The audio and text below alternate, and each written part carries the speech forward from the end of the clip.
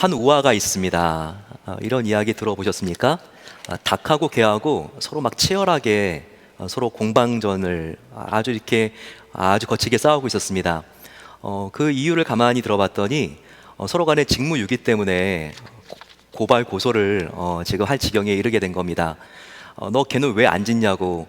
그러면 너 지금 닭은 너가 해야 될 바를 다 했냐고. 왜 너는 요즘 새벽이 됐는데 안 오냐고. 서로 막 치열하게 싸우는 거였어요. 예, 그래서 달님에게 재판을 받기로 했습니다. 달님이 가만히 들어보면서 한 명 한 명에게 물어봤습니다. 닭, 너는 왜 새벽이 됐는데도 요즘 안 오는 거니? 그리고 개, 너는 왜 요즘 도둑이 오는데도 안 짖는 거야? 이렇게 달님이 물어봤습니다. 그러니까 이 닭이 이렇게 말을 했대요. 원래 제가 우는 것은 사람들에게 시간을 알려주기 위해서 우는 겁니다. 그런데 요즘 한번 가보세요, 달님. 방마다 다 시계가 있습니다. 그리고 사람들마다 최근에는 스마트폰에 시계가 있기 때문에 제가 울지 않아도 사람들은 시간을 다 압니다. 달님이 그럴듯해가지고 고개를 끄덕였습니다. 그러면서 이제 개를 바라봤죠. 그러면서 너는 왜 요즘 안 짖는 거냐고 이렇게 달님이 물어봤습니다. 그랬더니 아주 이 개의 대답이 정말 명답입니다. 제가 요즘 왜 안 우는지 안 짖는지 아십니까? 그 이유는 모든 사람이 다 도둑 같기 때문입니다. 심지어 저희 주인도 도둑 행세를 합니다. 너무 아내 모르게 하는 일이 많습니다. 그러면 수상한 사람이 모두니까 제가 항상 짖어야 되고 주인이 와도 짖어야 되니까 제가 정말 지쳐서 저의 인생이 아니라 견생이 견딜 수가 없습니다. 이렇게 이야기를 했다고 합니다. 웃음이 나오지만 모두가 도둑이 되어버린 것과 같은 사회. 참 우리 사회의 서글픈 현실을 풍자한 우화라고 말할 수 있습니다. 오늘 우리가 도둑질하지 말라, 이 8계명을 우리가 피상적으로 들으면 기분이 좀 나쁠 수 있어요. 아니, 나를 뭐로 보고 그러는 거야? 이 8계명과 나하고 해당이 있다는 거예요? 정말 저는 평생 동안 다른 사람의 물건에 손댄 적도 없습니다. 도대체 너무 무례한 거 아니에요? 저를 뭐로 보고 이런 설교를 하시려고 합니까? 그런데 이 8계명은요, 가수원에서 참외설이 하지 말라, 이 정도의 말씀이 아닙니다. 굉장히 이 안에는요, 포괄적이고 철학적이고 심리적인 우리의 근본 중심을 터치하고 회복시켜 주시고 치유하기를 원하시는 하나님의 사랑이 담겨 있어요. 저희도 왜 그런지 함께 이 8계명을 조목조목 살펴보면 좋겠습니다. 우리는 남의 물건을 훔치지 말라, 도둑질하지 말라라고 하는 이 8계명을 보면서 인류 최초의 가장 심각한 도둑질이 언제 어디서 발생했는지를 알아야 합니다. 추적해서 들어가게 되면요, 그건 에덴 동산이었어요.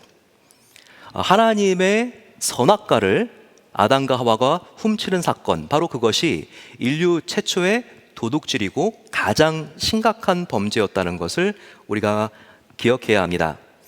하나님은요, 선악과를 주실 때 다른 모든 것은 먹고 누릴 수 있게 해주셨습니다. 하지만 이 선악과 하나만큼은 인간이 절제하게 함으로써 하나님께서는 인간뿐만 아니라 모든 피조의 세계가 하나님께 순응하고 순종하고 있는 표시로 여기셨다는 것입니다. 그런데 인간은요, 이와 같은 공적인 선악과 하나 때문에 모든 관계와 질서가 유지되는 바로 이와 같은 선악과를 기필코 따먹고 사유함으로써 바로 이런 모든 관계가 다 어긋나게 되고 깨지는 정말 너무나 비참한 일이 발생하게 된 것입니다. 아담과 하와는 자기의 이익과 영광을 위해서요, 이런 모든 창조의 질서가 다 연결되어 있는 가장 중요한 심장과 같은 이 선악과를 따 먹음으로써 범죄하게 된 것이죠. 이것을 확 가로채게 된 바로 그 이유는요, 바로 인간의 마음속에 꿈틀거리고 있는 바로 이기심, 나의 이익을 위해서 이 공적인 것을 사유화해야 된다. 바로 그와 같은 충동이 이와 같은 범죄를 야기했다는 것을 우리는 주의 깊게 볼 수 있어야 됩니다.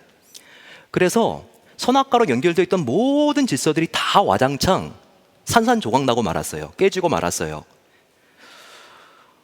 바로 인간이 이 이기심의 노예가 된 나머지 하나님과의 관계, 그리고 우리 인간과 인간 간의 관계, 또 인간과 자연과의 관계, 인간과 내 자신과의 관계, 모든 차원의 관계가 다 깨져버린 것입니다.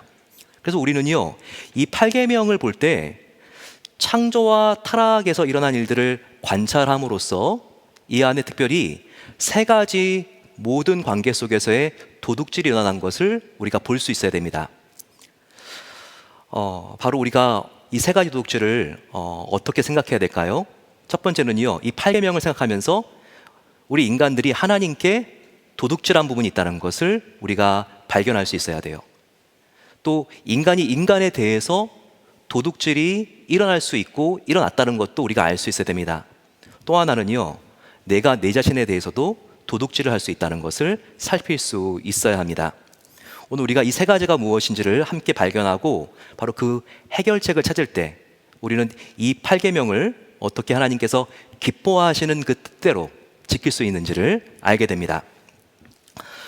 먼저 우리가 인간과 인간 사이의 도둑질이 무엇인가 한번 생각해 보겠습니다. 이 도둑질은요, 이기심이 원인이 된다 그랬는데 이 이기심 때문에 이 세상의 유일한 목적인 다른 사람을 우리가 나의 수단으로 만들어 버릴 때 일어난다는 것을 알아야 합니다. 하나님께서 둘도 없는 인간들을 하나하나 다 창조하셨어요. 그리고 하나님께서 십자가의 죽으심으로 그 한 사람 한 사람을 하나님께서 마스터피스, 걸작품으로 만들어 놓으셨죠. 그런데 그 사람을 나 욕심을 위해서 이용하고 남용하려고 하는 것이 바로 이 도둑질의 근본 심리가 된다고 하는 겁니다.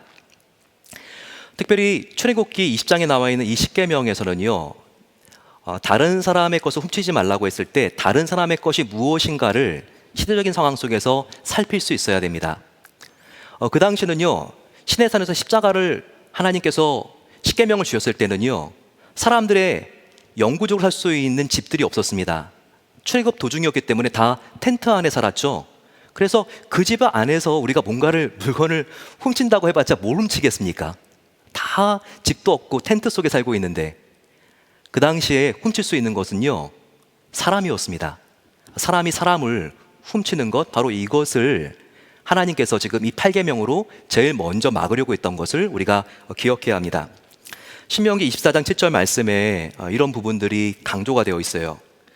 사람이 자기의 형제 곧 이스라엘 자손 중 한 사람을 후려다가 그를 부리거나 판 것이 발견되거든 그 후린 자를 죽일지니 이같이 하여 너희 중에 악을 제할지니라 라고 말하고 있습니다.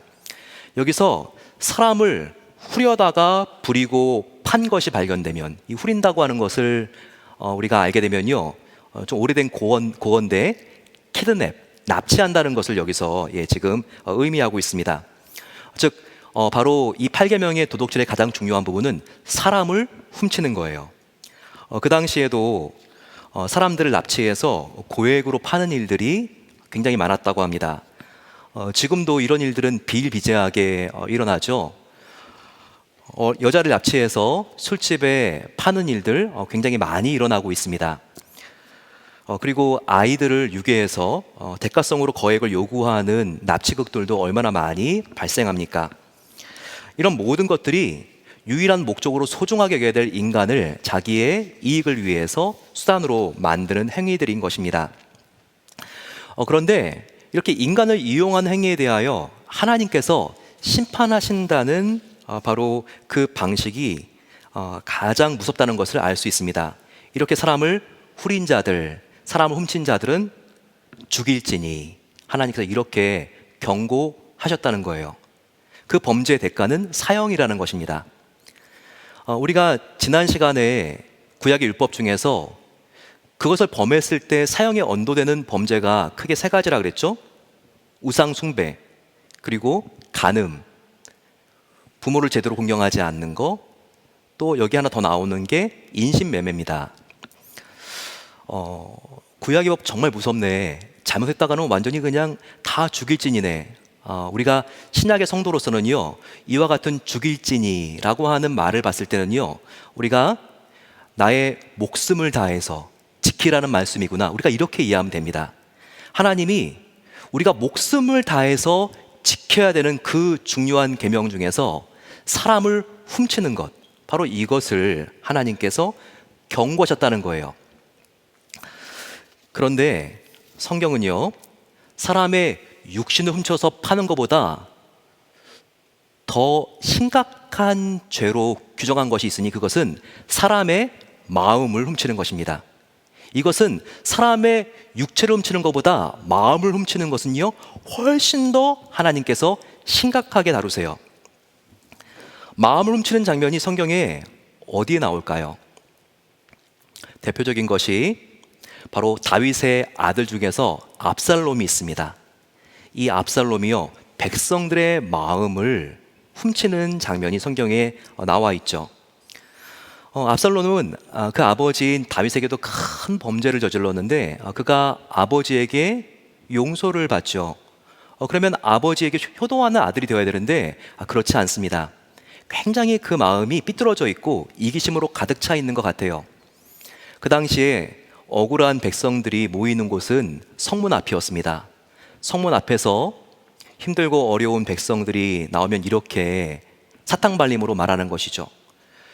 우리 아버지 다윗 왕은 너무나 바빠서 그와 같은 재판을 해줄 수가 없습니다. 나에게 그런 억울한 사정을 한번 말해보세요. 이러면서 한 명, 두 명 백성들의 마음을 다 가로채 버린 것이죠. 결국 그러면서 그는요, 구테타를 일으킬 수 있는 세력을 모았고 아버지에 대하여 반역을 일으키지 않았습니까? 백성들의 마음을 그가 훔친 것입니다. 이것이 다윗 왕뿐만 아니라 하나님 아버지의 마음을 얼마나 힘들게 만들었겠습니까? 역사를 보면요, 이런 인물들이 나와요. 2차 대전에 히틀러가 대표적인 인물이죠. 그는 교활한 유창한 운병술로 독일 군민 전체의 마음을 사로잡았습니다. 그리고 필경 사망의 길로 인도한 것이죠. 자기의 야망을 위해서 세계대전을 일으키고 전 국민을 총동원한 것입니다. 그들의 마음을 훔치고 도둑질하고 달아난 것이죠. 이것이 성경의 어떤 거대한 사건이나 인류 역사에만 일어나는 일이 아니에요. 나의 작은 마음에도 하루에도 이런 유혹들은 지나갈 수가 있습니다. 특별히 어떤 상황에서 우리는 사람의 마음을 훔치고 싶은 그런 유혹을 받을 수가 있나요? 내 주위에 내 말이면 의심하지 않고 무조건 따를 수 있을 것과 같은 순진한 사람이 있을 때 우리는 이런 유혹이 생기기가 쉽습니다. 나의 욕심과 야망을 위해서 그 순진한 마음을 이용하고 싶은 충동이 얼마든지 생길 수 있다는 거예요. 제가 과거에 청년부를 섬길 때의 일이었습니다. 어떤 형제님에게 너무나 큰 배신을 당한 자매님이 있었어요. 얼마나 상처를 받았는지 이제는 사람들을 만날 수 없는 대인 공포증에 시달리는 자매님이었습니다. 자매님은요, 일찍이 명문대학을 졸업하고 대기업에 취직을 했던 굉장히 능력 있는 자매님이었어요. 그리고 얼마나 따뜻한 부모님 밑에서 자랐는지 모릅니다. 그런데 한 형제가 좋지 못한 동기로 이 형제에게 다가왔어요. 자매는 이 형제가 워낙 외모가 출중했기 때문에 여러 가지 면에서 호감을 느꼈고 마음을 열고 교제를 시작하게 되었습니다. 그런데 어느 순간부터 이 형제가 돈을 요구하기 시작하는 거예요. 그런데 그 액수가 점점 커지는 거예요. 정말 이 자매가 힘들고 어려웠지만 이제 그만 사귀자는 말을 할까봐 관계를 끊지 못했습니다. 그러나 어느 날 상상할 수 없을 만큼 큰 액수를 빌려간 이 형제가 연락이 두절된 거예요. 며칠을 연락하다가 결국 형제가 전화를 받지 않아서 그 형제 집 앞에서 자매가 기다렸습니다. 밤 늦게 돼서 그 골목길을 터덜터덜 올라오는 거예요. 나름대로 피치 못할 사정이 있었겠지. 그렇게 믿으면서 그 형제가 올 때까지 기다리고 있었는데, 자매를 만나는 순간 그 형제가 이런 말을 했습니다. 너 여기 왜 왔냐고. 나는 처음부터 너를 사랑하는 마음이 없었다고. 이런 말을 듣고 자매가 너무 큰 상처를 받아버린 거예요. 완전히 폐인이 돼버렸어요. 밥도 못 먹고 잠도 못 자고 이제는 사회생활도 못하는 지경에 이르게 되었던 거였어요. 혹시 우리도 믿었던 사람에게 이렇게 마음을 도둑질 당해 본 적이 있습니까? 혹은 반대로 의도적이든 의도적이지 않던지 간에 다른 사람의 마음을 살면서 도둑질해 본 적이 있습니까?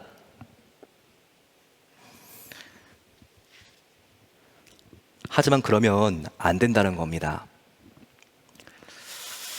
적어도 하나님의 자녀이며 바로 하나님 아버지가 나의 아버지라면 우리는요, 우리 인간관계 뒤에서 그 어떤 나의 이익과 대가를 바라는 계산이 들어간 것은 바람직하지 않다는 것입니다.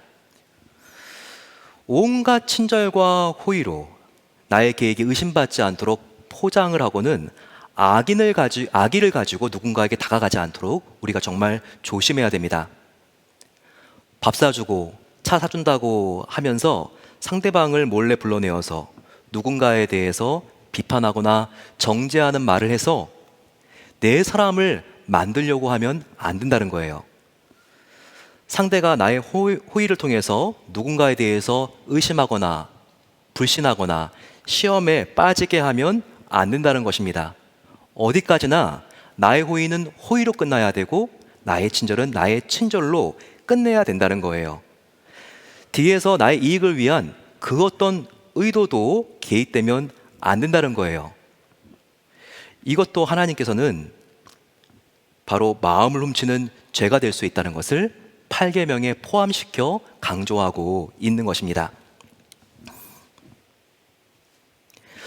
한편으로 우리는 다른 사람과의 관계 속에서 도둑질을 하는 가장 중요한 원인 중에 하나가 바로 게으름이라는 것을 알아야 합니다.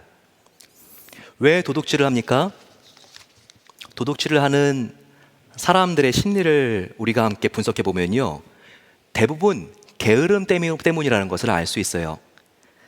다른 사람들이 오랜 시간 땀 흘려 그리고 잠도 못 자면서 얻은 그런 성취들을 나는 좀 더 빨리, 쉽게, 간단하게, 편리하게 그리고 단번에 얻고 싶은 바로 그 충동이 우리를 이 도둑질의 유혹 가운데 무릎 꿇게 만든다는 거예요. 이 게으름이요, 이것도 게으름이 일종의 변형된 이기심이라는 것을 알아야 합니다. 내가 편하고 내가 쉽게 살고 싶은 바로 그 생각이 바로 이 도둑질의 유혹 가운데 우리를 유인한다는 것이죠. 그렇게 쉽게 성취하고 싶은 것들이 무엇입니까? 그래서 사용하는 방법들이 무엇입니까? 대표적인 예가 표절, 불법 다운로드, 그리고 탈세, 고리대금, 이자놀이, 바가지 요금, 그리고 남의 시험지를 내가 치팅하려는 것일 수도 있습니다. 이런 모든 것들이 바로 이 8계명, 도둑질하지 말라라고 하는 이 계명 안에 들어가 있다는 거예요. 참 이 8계명이 간단하지 않습니다. 나도 모르는 사이에 우리가 지키지 못하는 경우들이 생길 수 있는 계명이라는 것이죠. 한 성도님이 제자 훈련을 할 때였어요. 기말고사를 보는데요, 치링을 하고 있는 거예요. 제가 어떻게 될지 잠시 기도를 하고 이런 분들한테는 대화를 할 때도 아주 지혜롭게 해야 됩니다. 제가 살며시 가서 부드럽게 이렇게 이야기를 했어요. 근데 이분은요, 옆에 거를 치링하고 있는데 그분이 이 집사님의 아내였어요. 아내 거를 이렇게 보고 쓰시는 거예요. 근데 굉장히 그 전날 너무나 바빴다고 이렇게 나중에 말씀을 하시더라고요. 그래서 제가 웃으면서 집사님, 아내의 시험지를 이렇게 살짝 보시는 것도 8계명을 어기는 것일 수 있습니다. 제가 이렇게 말씀을 드렸어요. 그랬더니 이분의 말씀이 지금도 잊혀지지 않아요. 너무나 가관이더라고요. 목사님, 하나님은 그 말씀하시기 전에 먼저 부부는 한 몸이라고 말씀하셨습니다. 그래서 저는 지금 이웃의 시험지를 보고 쓰고 있는 게 아니라 내 시험지를 제가 보고 쓰고 있는 겁니다. 이렇게 말씀을 하시는 거였어요. 제가 웃었는데, 여러분, 정말 남이 땀 흘려 오랫동안 노력한 그 성과를요, 쉽게 나의 것으로 만들어 버리려는 바로 그 유혹이 이 8계명에 우리를 걸려 넘어지게 한다는 것을 우리가 알아야 합니다. 이렇게 볼 때요, 도박도 도둑질일 수 있어요. 내가 수고하고 땀 흘려 얻은 것이 아니라 한 번에 일확천금을 내가 얻고 싶은 그런 마음 때문에 생기게 되거든요. 그래도 목사님, 그렇지, 어떻게 도박과 도둑질이 같은 겁니까? 근데 한번 잘 들어보세요.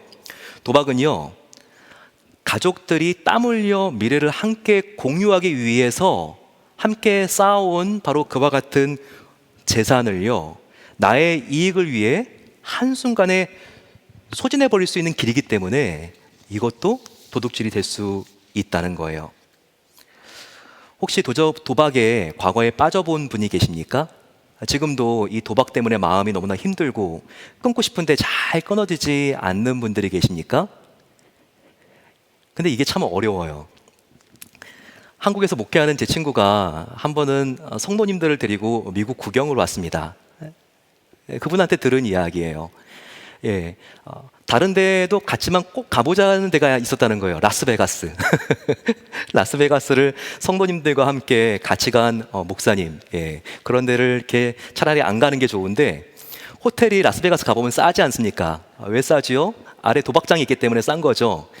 그걸 이렇게 비즈니스로 하고 객실을 아주 싸게 이렇게 비즈니스를 하는 거죠. 거기에 투숙하러 올라갔는데 성도님들이 너무나 목사님, 1층에 좀 내려가면 안 됩니까? 이렇게 말씀을 했던 거예요. 그랬더니 목사님이 지갑을 다 나에게 맡기십시오, 이렇게 말씀하시고, 그 대신 제가 한 장씩 드리겠습니다. 이렇게 한 장씩, 이게 뭐 20불이었는지 100불이었는지 모르겠지만, 근데 그날 밤에 개인적으로 다 면담을 목사님께 했다는 거예요.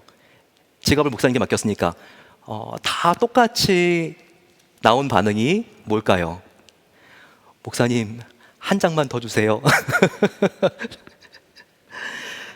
이 도박은요, 정말 얼마나 중독성이 있는지 모릅니다. 우리 주위에도 의외로 도박할 수 있는 데가 많잖아요. 시애틀 올라가고 내려가는 길에 옆에 보면 있죠. 링컨스트리트 또 올라가는 길에 유혹을 한번 거쳐서 그 고개를 넘어가야 되죠.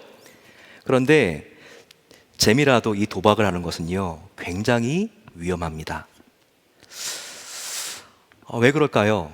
뭔가 잃으면요, 되찾고 싶어서 한 번 더 하고 싶거든요. 그리고 조금 더 벌면요, 더 많이 벌고 싶은 마음이 있는 것이거든요. 잃어도 벌어도 더 하고 싶은 게 바로 이 도박이라는 거예요. 그래서 우리가요, 하나님 앞에 이 도박에 지금 내가 중독의 기미가 있거나 여기에 빠져 있으면 우리가 설 수 있어야 합니다. 이 길로 갔을 때 나도 잃고 가족도 잃고 나중에 모든 것을 잃은 다음에 우리가 그만두면 안 된다는 거예요. 바로 지금 그만둬야 됩니다. 바로 지금 회개하고 하나님께 돌아와야 되는 것입니다.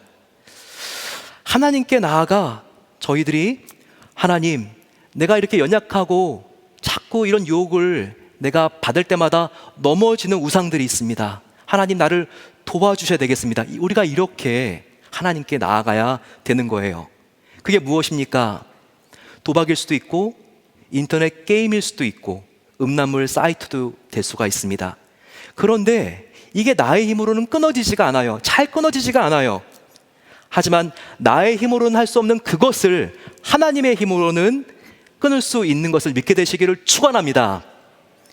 나는 못하지만 내 안에 계시는 성령님이 하실 수 있다고 하면 우리는 순종하고 그 연약한 부분을 맡길 때 성령님께서 그것을 끊게 해주시는 능력도 주시는 것입니다. 성령님이 어떤 분이십니까? 어떤 분이시길래 내가 끊을 수 없는 이 중독 같은 죄악에서, 이 사슬에서 우리가 해방될 수 있고 구원받을 수 있도록 도와주시는 분이시죠? 로마서 8장 11절에 그분이 어떤 분이신지가 나와 있습니다.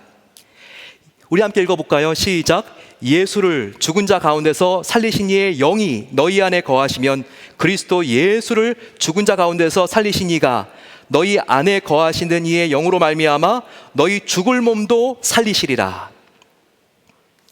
내 안에 계시는 성령님은요, 우리의 죽을 몸도 살리시는 분인 것을 믿으시기 바랍니다. 나의 죽을 몸도 살리시는 성령님이시라면 나를 죽게 만드는 그 습관으로부터도 우리를 구원해 주실 수 있는 것입니다. 성령님을 간절히 만날 수 있는 기도의 자리, 말씀의 자리, 깊은 예배의 자리를 사모하십시오. 목이 타들어가는 그 헐떡임으로 주님, 저는 목마른 사슴과 같이 하나님께 매달립니다. 오 주님, 저는 할 수 없습니다. 저의 힘으로 할 수 없사오니 주님만을 의지합니다. 나의 죄된 이 습관을 온전히 주님께 맡기오니 주님의 힘으로 나의 자를 것은 잘라주시고 나의 끊을 것은 끊어주시옵소서. 이렇게 기도할 때 하나님께서는 반드시 이렇게 기도하는 저와 여러분들을 만나주십니다. 그리고 묶였던 굴레에서 자유를 주십니다. 주님을 의지할 때 주님 안에 있는 참된 자유를 누리시고 해방을 경험하게 되시기를 축원합니다. 두 번째, 우리는 사람에 대해서만 도둑질하는 것이 아니라 하나님에 대해서도 도둑질을 할 수 있습니다. 하나님에 대한 도둑질, 그것은 나의 모든 생명, 건강, 인간관계, 그리고 나의 물질의 주인은 하나님이신데 내가 주인 행세해버리는 겁니다. 그게 바로 하나님에 대해서 내가 도둑질을 하는 것입니다. 하나님은요, 오늘도 저와 여러분들을 지켜주십니다. 그렇기 때문에 여기 와서 우리가 예배를 드릴 수 있는 게 아니겠습니까? 하나님께서 모든 것들을 공급해 주셨어요. 나의 아내도 내 것 같고 나의 남편도 내 것 같고 내 자식들 다 내 것 같죠? 아닙니다. 하나님이 만나게 해주셨기 때문에 만난 거예요. 하나님이 나를 통하여 생명을 주셨기 때문에 자녀들도 있는 거예요. 내 것이 아니라 하나님의 것이라는 이런 인정이 필요해요. 그래서 특별히 이 헌금은요, 다른 모든 것을 대표합니다. 헌금을 하나님께 감사하는 마음을 가지고 구별하여 드림으로써 헌금뿐만 아니라 나의 건강, 나의 회사의 포지션, 나의 인간관계, 모든 것이 하나님이 주셨다는 것을 우리가 인정하는 거예요. 무엇이? 우리가 하나님께 예배하고 예물을 드림으로써. 그래서 이 헌금은요, 내가 생색을 내고 인심을 뭔가 하나님께 쓰듯이 드려도 되고 안 드려도 되고 그런 옵션, 선택사항이 아니라는 것이죠. 나를 구원해 주시고 나의 생명과 나의 모든 것의 소유주이신 하나님께 감사하고 그분을 인정하고 그분께 내가 주님 때문에 오늘도 살고 있습니다 고백하는 표현이 바로 헌금이라는 것입니다. 그래서 성경을 우리가 함께 보면요, 성경의 여러 곳에 우리가 하나님께 온전한 헌금을 하지 않는 것이 하나님께 도둑질하는 것이다, 하나님의 것을 훔치는 것이다 라고 하는 말씀들이 나옵니다. 대표적인 것이 말라기 3장 8절 말씀이죠. 자, 이 말씀, 사람이 어찌 하나님의 것을 도둑질하겠느냐, 그러나 너희는 나의 것을 도둑질하고도 말하기를 우리가 어떻게 주의 것을 도둑질하였나이까 하는도다. 이는 곧 11조와 봉헌물이라. 하나님의 말씀입니다. 우리가 하나님께 예물을 드릴 때요, 구별하여 드릴 때 잘 알아야 합니다. 내 것을 드리는 게 아니에요. 10개가 있으면 이 10개 중에서 나의 10개가 있는데 하나씩이나 드려야 되나, 이런 마음을 갖는 게 아니라는 것이죠. 하나님은 어떤 마음을 갖기를 원합니까? 10개가 있다면 이게 다 하나님이 주신 것인데 그 중에 구별하여 하나를 드림으로써 나머지 이 9도 하나님의 것인 것을 고백하는 바로 그 자세가 우리가 하나님께 예배를 드리는 자세가 되어야 한다는 거예요. 이렇게 하나님의 것을 하나님의 것으로 구별하여 드리는 사람, 여러분 절대 우리가 헌금 생활 제대로 하고 11조 생활 제대로 하는 사람을요, 하나님께서 망하게 하지 않습니다. 오히려 하나를 드리고 나머지 9이 하나님의 것인 것을 인정하고 선한 청지기가 되어 관리하기 때문에요, 헤프게 쓰지 않아요. 이런 사람은요, 시간이 가면 점점 더 풍성한 삶을 살게 됩니다. 왜냐고요? 그 사람은 이와 같은 재물이 내 것이 아니라 하나님의 것이라는 것을 알기 때문에 하나님께 물어가면서 지출하거든요. 그렇기 때문에 이런 사람들은 인색하지 않으면서도 동시에 낭비하지 않는 삶을 살게 된다는 거예요. 그러니 얼마나 시간이 갈수록 하나님과 사람 앞에 칭찬을 받는 행복하고 풍성한 삶을 살 수 있겠습니까? 이래서 우리가 구별하여 드리는 헌금은요, 마치 선악과와 같은 것입니다. 선악과를 따먹지 않는 것은 에덴 동산의 다른 모든 것이 하나님이 주셨다는 고백이라고 말씀을 드렸어요. 마찬가지로 우리가 10의 1을 구별하여 드리는 것도 나머지 9가 하나님으로부터 온 것을 고백하는 것입니다. 그러면요, 하나님의 것은 하나님께서 맡아서 책임져 주세요. 우리들 가운데 물질에 대한 염려와 불안이 왜 있습니까? 지금의 상황이요, 처음 저와 여러분들이 싱글로 혹은 아이들 하나 데리고 이민 오고 유학 왔을 때 그때 상황보다는 훨씬 더 나을 수 있어요. 근데도 왜 물질에 대해 생각하게 되면 그렇게 우리가 정말 마음이 떨리고 불안하고 염려와 근심이 몰아쳐 옵니까? 바로 그 이유는요, 나의 모든 것의 주인이 누구인가가 확실하지 않기 때문이에요. 내가 주인인 것을 알면 항상 불안합니다.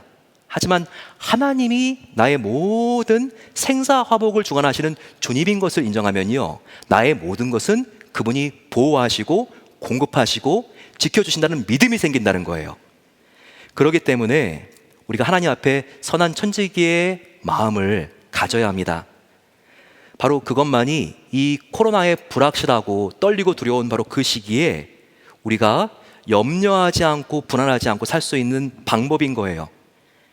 분명히 예수님께서는 우리에게 말씀하셨습니다. 내가 너를 책임져 줄 거야. 공중에 나는 새를 봐라. 곡식을 모아서 저장하는 거 봐니? 드레핑 백합화를 봐라. 너의 처제보다 훨씬 더 낫지 않니? 저가 기쌈 쓰고 하지 않는데도 솔로몬의 입은 옷보다 더욱더 아름다운 옷을 지금도 입고 있지 않니? 하물며 나의 하나밖에 없는 아들 예수 그리스도를 너를 위하여 내가 죽겠는데 너의 인생을 내가 책임져 주지 않겠니? 나만 바라보라고 말씀하십니다. 다시 한번 우리의 모든 재정관, 소유의 우선순위를 회복하게 되심으로써 우리 마음속에 전능하신 사랑의 하나님이 나의 인생을 지켜주신다, 이런 안정감을 가지고 더욱더 마음속에 당당하게 용기를 가지고 연말과 새해를 향하여 전진하게 되시기를 축원합니다. 마지막으로 도둑질은요, 굉장히 개인적이고 공적인 부분에 있어서의 도둑질이 있다는 것을 알아야 합니다. 그것은요, 하나님께서 나만 아니라 다른 사람들에게도 누리라고 주신 거예요. 그런데 그것을 내가 사유화하려고 할 때 생기는 일들, 이것도 우리가 의식하지 못하지만 도둑질이 될 수 있습니다. 예를 들면 우리가 캠핑을 가거나 그럴 때 피크닉 테이블들이 있죠. 이렇게 피크닉 테이블들이 있는데 몇 개는 아직 오지도 않았는데 사람들이 맡아놓는 사람들이 있어요. 네, 여기에 옷도 좀 벗어놓고 여기에 좀 밥통도 올려놓고, 그러면서 내가 앉을 때는 피크닉 테이블이 없는 것 같아요. 이럴 때 같이 쓰라고 한 것을요, 독점하는 것이죠. 우리가 다른 사람과 함께 써야 될 것을 독점하거나 남용할 때 이것도 8계명을 어기는 것에 포함될 수 있는 것을 알아야 돼요. 우리가 대중교통을 이용하는데 임산부석이나 노약자, 장애인석에 앉는 것, 거기에 내가 앉으면 거기 꼭 앉아야 될 사람이 앉지 못하잖아요. 비행기를 타고 가는데 지금 좌석들이 너무나 많이 남아있다고, 아직까지 승객들이 다 들어오지도 않았는데 다 손잡이들을 넘겨가지고 대자로 이렇게 누워 가시는 분들 여러분들도 그런 분 보신 것 같아요. 혹시 여러분들은 아니시죠? 아닐 것을 믿습니다. 그러면 여러분 같이 써야 될 것을요 지금 누군가가 못 쓰는 사람이 생기는 거예요. 근데 이런 게요 생각보다 굉장히 복합적이고 그리고 우리가 잘 알지 못하는 방식으로도 일어난다는 것을 알아야 돼요. 이 세상의 자원은요 하나님께서 우리뿐만 아니라 우리의 후세들도 그리고 다른 나라 사람들도 함께 쓰라고 주신 것이죠. 그런데 이 맑은 공기 그리고 정말 물과 그리고 이 좋은 환경들을 우리가 오염시켰을 때 어떤 결과가 생깁니까? 하나님은 우리의 목뿐만 아니라 자녀들의 목으로도 함께 주신 것인데 우리들의 독점 때문에 우리들의 무분별한 개발 때문에 우리의 후세들이 다음 세대가 쓸 것을 다 도둑질해 버리는 거예요. 따라서 우리 신실한 크리스찬들이 될수록이요 이런 환경 문제에 더욱더 우리가 관심을 갖고 우리가 더욱더 이 지구를 깨끗하게 보존하기 위하여 노력할 필요가 있습니다. 정말 가슴이 아파요. 이와 같은 대기 오염, 미세먼지 그리고 기후변화로 인한 빙하가 녹아내려서 홍수와 가뭄이 일어나고 산불이 이렇게 번져가고 심지어 코로나 사태까지 우리의 자녀들이 살아가야 될 세상이 우리들 때문에 더욱더 어렵게 된 것은 아닌가 그런 마음이 들면서 혹시 우리가 이것을 훔친 것은 아닌가 이런 반성을 하게 됩니다. 이런 일은요 국가 간에도 일어나게 돼요. 우리가 쓰레기를 줄이지 않으면요 다른 나라에 물론 비용을 지불하지만 그 쓰레기를 다른 저소득층 국가들의 소중한 땅에 다 매립해야 됩니다. 이런 것도 그 사람들이 영위해야 될 미래를 우리가 도둑질하는 것이 아닐까요? 이 8계명은요 누군가에게 손버릇이 나쁜 사람을 경고하는 그와 같은 계명이 아니에요. 바로 저와 여러분들이 회개하고 하나님 앞에 더욱더 정결한 삶을 살기 위해서 하나님께서 우리에게 경고하기 위한 바로 나와 우리의 후세들이 훨씬 더 풍요로운 삶을 살기 위해서 하나님께서 예비하신 말씀일 수 있다는 것입니다. 마지막으로 내가 내 자신에게 도둑질을 하지 말아야 됩니다.